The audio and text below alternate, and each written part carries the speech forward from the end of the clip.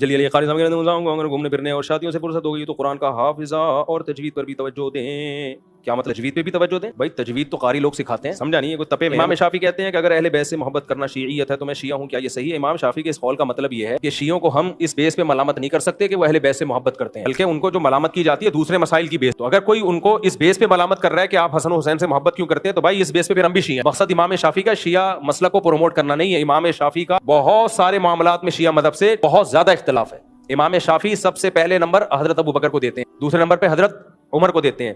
تو بعض دفعہ کلام میں مبالغہ پیدا کیا جاتا ہے کچھ سمجھانے کے لیے. تو اہل بیت سے تو ہم سب محبت کرتے ہیں. یہ بالکل ایسا ہی ہے جیسے مغربی دنیا ہمیں کہتی ہے دہشت گرد ہو, دہشت گرد ہو, دہشت گرد ہو. ہم کہتے ہیں یار اگر ملک کے دفاع میں لڑنا دہشت گردی ہے تو ہم دہشت گرد. تو مطلب یہ نہیں ہوتا کہ ہم واقعی دہشت گرد, مطلب یہ کہ یہ دہشت گردی نہیں ہے, تم نے دہشت گردی کا نام ہی چینج کر لیا. تبلیغ جماعت کے اصول پر ایک اعتراض ہے کہ وہ شادی کے بعد 7 ماہ اور سال پہ بیچتے ہیں, اس طرح تو وہ بیوی سے بہت دور ہو جائیں گے اور اس کے حقوق اور فتنے میں پڑنے کا اندیشہ ہے. بیوی کو بھی ساتھ لے کے چلے جاؤ میرے بھائی.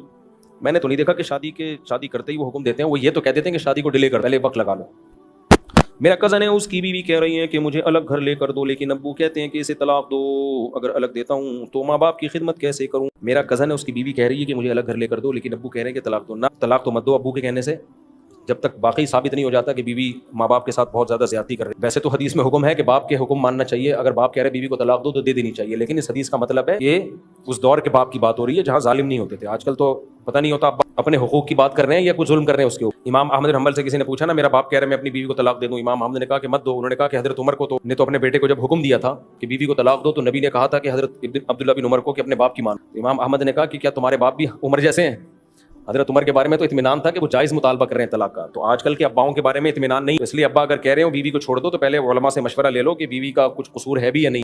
باقی الگ گھر کی جہاں تک بات ہے تو میرا تو رائے یہی ہے کہ اس زمانے میں بیوی کو الگ گھر میں ہی رکھنا. دیکھو جوائنٹ فیملی کے بہت فائدے ہیں, بہت زیادہ فائدے, لیکن یہ جب ظرف بڑا. آج کل ظرف ہیں بہت چھوٹے ظرف, اور خواتین ایک دوسرے پہ ایسی ٹاؤنٹنگ کرتی ہیں, ایسا طنز کرتی ہیں کہ وہ ڈپریشن کا مریض بنا کے چھوڑتی. اب آپ کی اماں آپ کے سامنے بہت اچھی ہوگی آپ کی بیوی کے ساتھ, ہمیں نہیں پتا علیحدگی میں وہ کیا کر رہی ہے. آپ کی بیوی آپ کے سامنے آپ کی ماں کے ساتھ بہت اچھی ہوگی, آپ کی غیر موجودگی میں کیا کیا طنز تانے مار رہی ہے آپ کی ماں کو, ہمیں نہیں پتا. بہتر تو یہی ہے کہ جوائنٹ فیملی میں رہو, مل جل کے رہو, محبتیں ہوتی ہیں, ایک دوسرے کا خیال ہوتا ہے. لیکن یہ جب سب کے ظرف بڑے ہوں.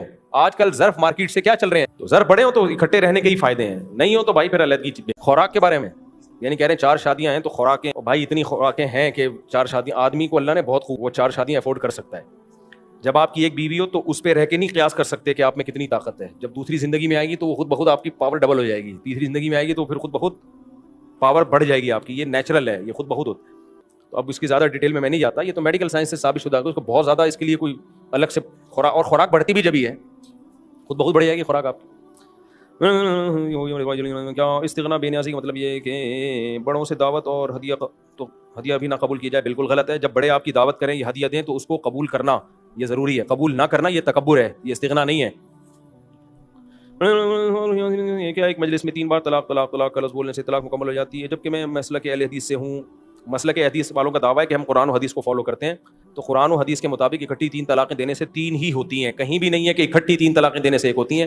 یہ مسئلہ قاری خلیل الرحمان صاحب نے ٹی وی پہ بہت اچھالا ہوا ہے اور لوگوں کو بہت گمراہ کیا ہوا ہے انہوں نے. اس لیے میں قاری خلیل الرحمان صاحب ٹی وی پہ آ کے بار بار کہتے رہتے ہیں اہل حدیث کے نا کہ 3 1 ہوتی ہے, اور صحیح مسلم کی حدیث بھی پیش کرتے ہیں. قاری خلیل الرحمان صاحب سے انتہائی رسپیکٹ کے ساتھ, انتہائی عزت کے ساتھ میں گزارش کرتا ہوں کہ آپ ایک دفعہ میرے سامنے وہ صحیح مسلم کی حدیث کائنڈلی پیش کریں فیس ٹو فیس بیٹھ کے, تو پھر میں بتاؤں گا اس حدیث کا صحیح مطلب کیا ہے اور غلط مطلب کیا ہے. ابھی فی الحال شارٹ میں آپ کو صرف اتنی بات کہتا ہوں کہ قرآن و حدیث میں نے اور آپ نے زیادہ اچھا سمجھا یا صحابہ نے؟ صحابہ. میں اہل حدیث سے کہتا ہوں بھائی ایران توران چھوڑ دو, امام طحاوی نے فلانی صدی میں یہ لکھا اور فلانے دیوبندی نے یہ فتویٰ دیا, چھوڑ دو کس نے کیا لکھا. کسی ایک صحابی سے دکھا دو یار جس نے رخصتی کے بعد اکٹھی 3 طلاقوں کو ایک کہا ہو. اور میں آپ کو بہت سارے صحابہ سے صحیح سند سے دکھا سکتا ہوں, جب بھی ان سے مسئلہ پوچھا گیا 3 طلاقوں کا, انہوں نے سب نے یہی کہا 3 ہو گئی ہیں. حالانکہ دینے والے نے غصے میں دی, دینے والا دے کے پچھتایا ہے, لیکن انہوں نے کہا کوئی راستہ نہیں ہے. تو یہ اہل حدیث کا مسلک 3 طلاق کے بارے میں بالکل باطل ہے. کبھی سعودیہ کے مفتی کا فتویٰ لا رہے ہوتے ہیں, بھائی یہ آج کل کے دور کے مفتی ہیں, ان کی کوئی حیثیت ان صحابہ کے مقابلے میں نہیں ہے. ہم احترام کرتے ہیں سعودیہ کے مفتیان کرام کا بھی, لیکن یہ آج کل کا حساب کتاب ہے, کوئی اعتماد نہیں کیا جا سکتا. یا تو دین نہیں ہوگا, گورنمنٹ سے متاثر ہوں گے, یا دین ہوتا ہے وہ عمق اور مسائل میں گہرائی نہیں ہوتی. تو 4 اماموں کا اجماع ہے, سارے صحابہ کا اجماع ہے, اکٹھی 3 طلاقیں دے دی 3. قرآن نے بھی اس مسئلے کو انتہائی وضاحت سے بیان کیا ہے. اہل حدیث یہاں بھی ڈنڈی مارتے ہیں, دو چیزوں کو خلط مت کر دیتے ہیں کہ قرآن میں کیا طریقہ لکھا ہوا ہے طلاق دینے کا، وہ تو بتاؤ. اب بھائی ہمیں مانتے ہیں قرآن میں یہ طریقہ لکھا ہے اکٹھی مت دو، اس کا کون انکار کر رہا ہے؟ لیکن قرآن میں یہ لکھا ہوا ہے کہ اکٹھی دو گے تو 3 طلاقیں واقع ہوں گی. کیوں لکھا ہوا ہے؟ قرآن کیسے لکھا ہوا ہے؟ قرآن کہہ رہا ہے اکٹھی مت دو، اس لیے کہ دیا تو لا تدری لعل اللہ یحدث بعد ذلک امرا، جوڑ کا راستہ بند ہو جائے گا، اس لیے تو منع کر رہا ہے اللہ اکٹھی مت دو. ہمارے نبی کے سامنے